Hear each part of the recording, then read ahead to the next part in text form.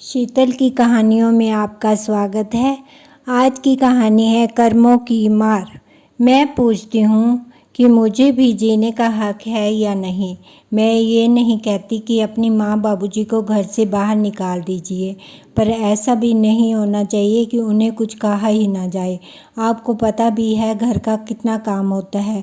अब मैं नौकरी करूं या घर का काम, और अगर वो लोग घर का थोड़ा सा काम कर देंगे तो कौन सी आफत आ जाएगी। अरे तो इसमें शोर मचाने वाली कौन सी बात है। करते तो हैं वो लोग घर का सारा काम।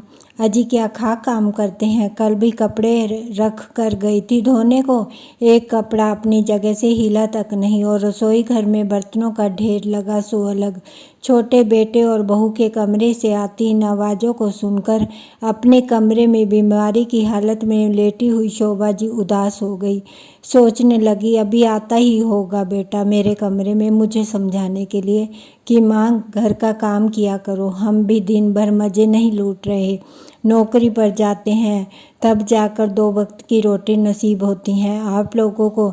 इतने में ये बातें सोच ही रही थी कि देखा सामने उनका सुपुत्र हाजिर था, जिसे अच्छी तरह समझा बुझाकर माँ बाबूजी के पास ऐसे भेजा गया था जैसे किसी सैनिक को युद्ध भूमि में भेजा जा रहा हो। बस फिर क्या था, लगा दोहराने उन सभी बातों को। माँ जी बोली, बेटा तुझे पता है ना, घुटने तो मेरे पहले ही काम नहीं कर रहे थे। 2 दिन से बुखार में पड़ी हूँ। मेरी हिम्मत तो खड़े होने की भी नहीं हो रही। बूढ़ी हड्डियाँ हैं, कभी तो जवाब दे ही देती हैं। फिर भी जैसे तैसे मैं और तेरे बाबूजी मिलकर अपना खाना पकाकर खा लेते हैं। कल तो नाश्ता भी तेरे बाबूजी ने ही बनाया था, तो माँ बाकी के काम भी करवा लेती बाबूजी से। बातों की बाण छोड़ता हुआ छोटा बेटा विनय नौकरी के लिए निकल गया, साथ में उसकी पत्नी सरिता भी। शोभा जी जब अपना ही शरीर साथ ना दे तो कोई सगा नहीं होता, चाहे अपना बेटा ही क्यों ना हो। जब तक आप दौड़ दौड़ कर काम कर रही थी तब तक तो बहू माँ जी करती हुई आपके आगे पीछे दौड़ती थी, हंसती बतियाती थी। कुछ दिन की बीमारी ने ही हमें एहसास करा दिया कि हमारी इस घर में कितनी इज्जत है। आनंद जी बोले, एक बात तो है श्रीमती जी, जब तक बड़ा बेटा और बहू हमारे साथ थे वो हमें किसी तरह की कोई परेशानी नहीं होने देते थे।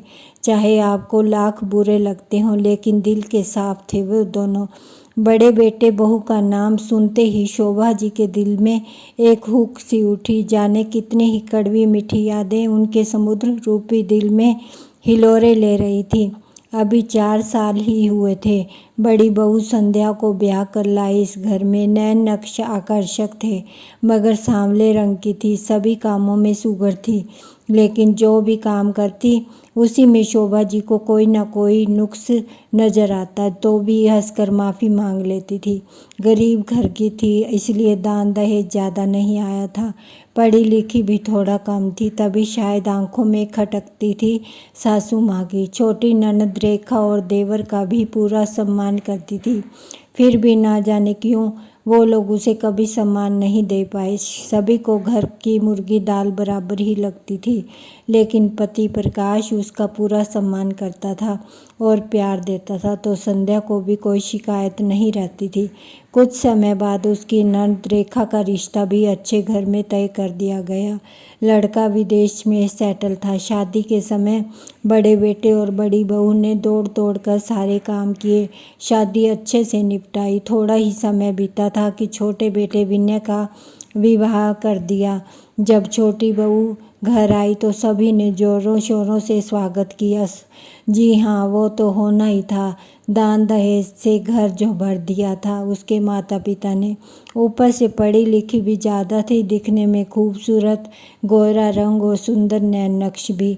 शोभा जी तो निहाल हो गई अपनी छोटी बहू पर। जब पड़ोसी देखते तो बोलते, बड़ी बहू का नाम संध्या तो ठीक था, छोटी बहू का नाम रोशनी रख दो शोभा, उसके रंग के साथ खूब मैच करेगा।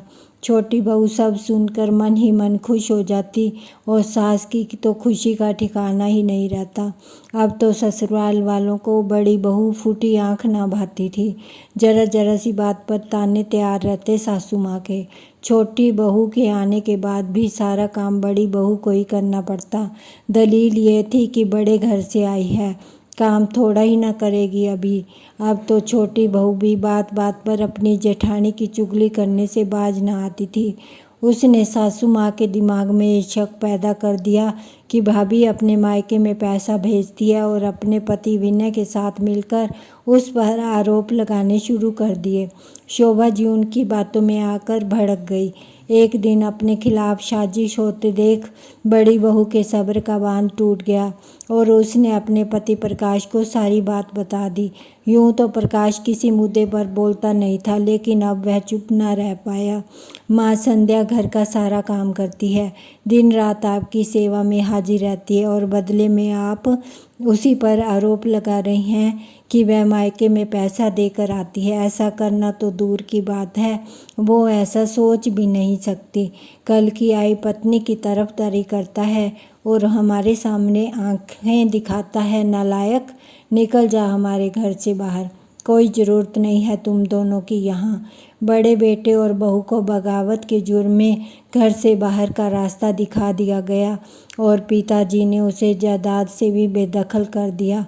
मकान और दुकान छोटे बेटे के नाम कर दिए गए और यहाँ से शुरू हुई हंसते खेलते परिवार की बर्बादी की दास्तान।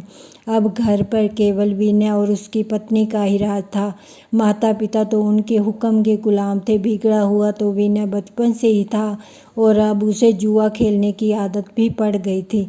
जो दुकान उसने बड़े भाई से हथिया ली थी, उसे जुए में गंवा दिया।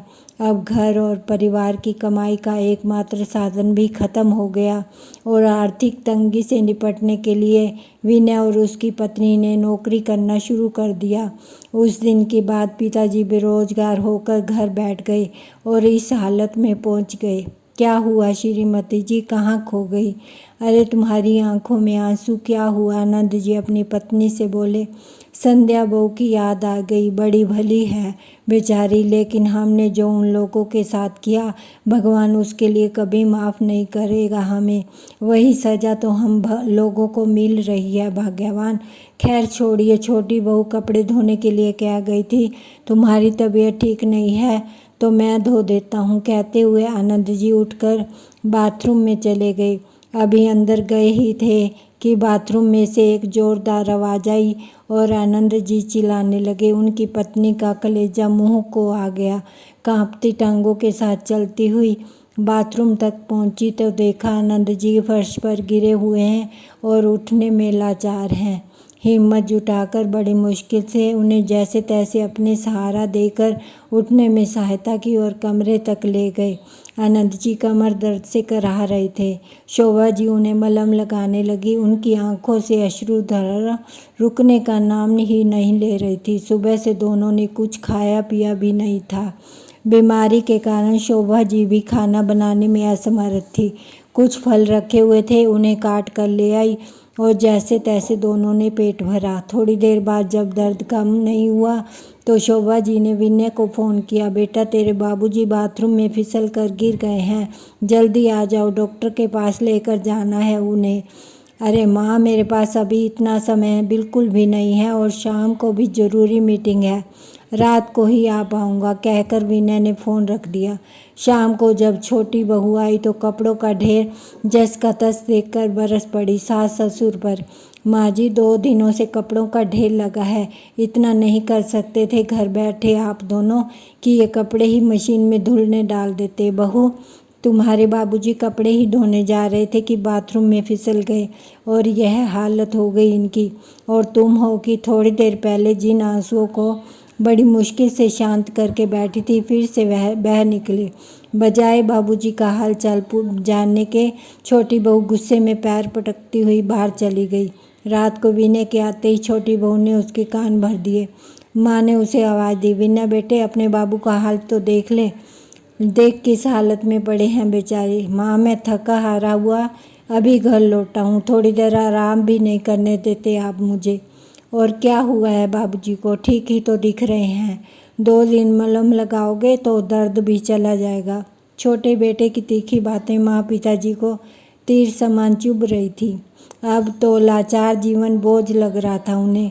अगले दिन जब छोटी बहू ने देखा कि कुछ फल गायब है तो नौकरी पर जाने से पहले रसोई घर के दरवाजे पर ताला लगा दिया और चलती बनी। बूढ़े पति पत्नी बेचारे भूखे प्यासे निढाल अवस्था में पड़े रहे। शाम को हाल चाल जानने के लिए शोभा जी की बेटी का फ़ोन आया तो पूछने लगी, माँ आपका क्या हाल है, बाबूजी कैसे हैं? बेटी की आवाज़ सुनकर और अपनापन पाकर शोभा जी अपने असीमित दुख को छुपा न सकी और रोते रोते सारा हाल सुना दिया। अपनी माँ की बेबसी भरी आवाज़ ने बेटी रेखा के दिल को जैसे चीर कर रख दिया। उसे कुछ समझ नहीं आया कि क्या करे।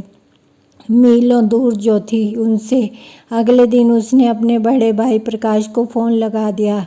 इतने समय बाद अपनी बहन का फ़ोन देखकर प्रकाश हैरान सा रह गया। फ़ोन उठाते ही रेखा रो पड़ी और माँ बाबूजी के साथ हो रहे अत्याचार की कहानी एक ही सांस में कह सुनाई। ये सब सुनकर प्रकाश की हैरानी का ठिकाना ना रहा। उसने तुरंत अपनी पत्नी संध्या को अपने साथ चलने को कहा। उसे रास्ते में सारी बात कह सुनाई। घर पहुंचकर देखा तो माँ बाबूजी बेहाल अवस्था में भूखे प्यासे पड़े थे। उनकी बेबसी ने बड़े बेटे और बहू के दिल को अंदर तक छील कर रख दिया था। अपने बेटे प्रकाश और बड़ी बहू को इतने समय बाद देखकर उनकी आंखों में चमक आ गई। प्रकाश, बड़ी बहू, तुम दोनों यहाँ? अजी देखिए हमारे बच्चे आ गए। माँ की करुणा और वेदना मिश्रित स्वर सुनकर प्रकाश की आंखें आंसुओं से सराबोर हो गई। माँ बाबूजी आप इतने समय तक इतने दुख सहन करते रहे, मुझे एक फ़ोन नहीं कर सकते थे क्या? अभी तक हमसे नाराज़ हैं? कहते हुए प्रकाश फपक कर रो पड़ा। बेटा, हम लोगों ने जो तुम्हारे साथ व्यवहार किया उसके लिए हम बहुत शर्मिंदा हैं। ये हमारे उन्हीं कर्मों की सज़ा है जो भगवान हमें दे रहा है। बाबूजी रुंधे गले से बोले। उधर अपराध बोध की भावना के कारण माँ जी बड़ी बहू से नज़रें मिलाने में भी असमर्थ थी। चलिए माँ जी, पिताजी, पहले हम आपको अस्पताल ले चलते हैं, उसके बाद आप लोग हमारे साथ ही रहिएगा। बड़ी बहू ने आदरपूर्वक कहा। हमने बहुत अन्याय किया है तुम्हारे साथ और तुम दोनों हमारी परेशानी के बारे में सुनते ही दौड़े दौड़े आ गए। बड़ी बहू, मैं तुम्हारी गुनहगार हूँ। यदि वक्त रहते मैंने सही इंसान की पहचान कर ली होती तो आज हमें यह सब ना देखना पड़ता। मुझे माफ़ कर दो, मैं बहुत बुरी हूँ। मैं तुम्हारी सेवा भाव और प्यार को पहचान ही नहीं पाई। पता नहीं क्या क्या बुरा सोचती रही तुम्हारे बारे में। कहते हुए माँ ने बड़ी बहू को अपने गले से लगा लिया। माँ की आंखों से आंसुओं की धारा बहती रही जिसने बरसों से उनके मन में बसे मैल को धो डाला। बस माँ जी, जो हो गया सो हो गया। अब पुरानी बातों को याद करके कोई फ़ायदा नहीं। आपने हमें अपना लिया, यही हमारे लिए बहुत बड़ी बात है। कहते हुए बड़ा बेटा बहू उन्हें अस्पताल ले गए। लेकिन बेटा, अस्पताल में बहुत खर्चा होगा। आप चिंता न करें माँ, सब इंतजाम हो जाएगा, प्रकाश ने माँ जी को आश्वासन देते हुए कहा। आपके आशीर्वाद से मुझे भी अच्छी नौकरी मिल गई है और आपकी बहू भी घर पे सिलाई कढ़ाई का काम करके अच्छा कमा लेते हैं। अब हमें पैसे की कोई परेशानी नहीं है। अस्पताल से इलाज पाकर अब माँ बाबूजी पूरी तरह से स्वस्थ हो चुके थे। अस्पताल से बड़े बेटा और बहू माँ पिताजी को अपने साथ अपने घर में ले आए जहाँ वो किराए पर रहते हैं। देखिए माँ जी, ये है हमारा सपनों का घर। माँ बाबूजी, आपको भूख लगी होगी, मैं आपके लिए खाना बना कर लाती हूँ। कहते हुए बड़ी बहू रसोई घर में चली गई और फटाफट खाना बनाने लगी। थोड़ी ही देर हुई थी कि बड़ी बहू ने लजीज खाना तैयार करके माँ बाबूजी के सामने हाजिर कर दिया। माँ बाबूजी, जिन्होंने इतने दिनों से अच्छा खाना नहीं खाया था, खाना देखते ही उनकी आंखों में आंसू आ गए। उनकी ऐसी करुण दशा देखकर बड़ी बहू अपने आंसुओं को रोक नहीं पा रही थी, लेकिन मन ही मन यह सोचकर खुश हुई कि उसे अपने माता पिता समान सास ससुर की सेवा करने का अवसर मिल रहा है। आज बड़ी बहू ने अपनी आंतरिक सुंदरता से अपने सास ससुर का दिल जीत लिया था। अपनी भूल को सुधारते हुए पिताजी ने वसीयत दोबारा लिखवाने का निर्णय लिया। दुकान तो छोटा बेटा जुए में हार चुका था, लेकिन अब उन्होंने मकान अपने बड़े बेटे के नाम करते हुए छोटे बेटे और बहू को मकान खाली करने का आदेश दे दिया। बड़ी बहू ने मेहनत, त्याग और अपनेपन से अपने सास ससुर के दिल में जगह बना ली। आज इस सोच की जीत हुई कि सूरत नहीं, सीरत अच्छी होनी चाहिए। धन्यवाद।